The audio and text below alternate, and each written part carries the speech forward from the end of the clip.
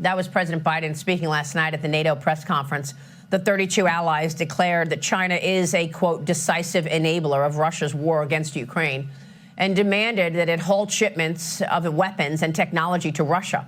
Although they did not announce sanctions, no sanctions announced, no next steps announced.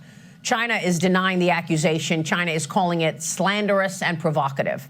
Joining me now is Hudson Institute Senior Fellow, Atlas Organization founder, and the author of The Decisive Decade, Jonathan D.T. Ward. Jonathan, thanks very much for being here.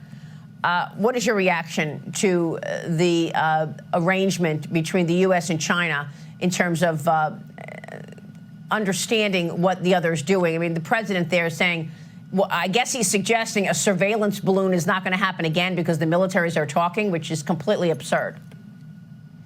Look, military-to-military ties is normal. The Chinese shut that off for a while. That's been reconstituted. So I think that's something you essentially need with a major adversary. We even had that with the Soviet Union. So that's probably back to normal. And it was usually China that was pushing that away. So, you know, the U.S. has always had an interest in having an open line with them, regardless of the fact that they are our major adversary.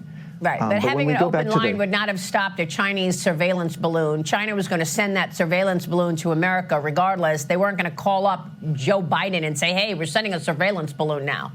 I mean, the whole thing is so stupid. Well, no, I mean, an open line with an enemy doesn't change the enemy's actions. Right. So I don't think that's I mean, that's not necessarily in the realm of the broader strategic competition. But let's go to the NATO summit, Maria, because what actually happened, I think, is extremely important. I mean, this is a milestone, probably really a sea change in the international political picture here, because you have 32 NATO states, which is half of the world economy, now calling out the People's Republic of China as the decisive enabler of Russia's war against Ukraine. So this has taken time. And as you know, I've told your audience from the very moment of Russia's invasion of Ukraine that China was backing Putin.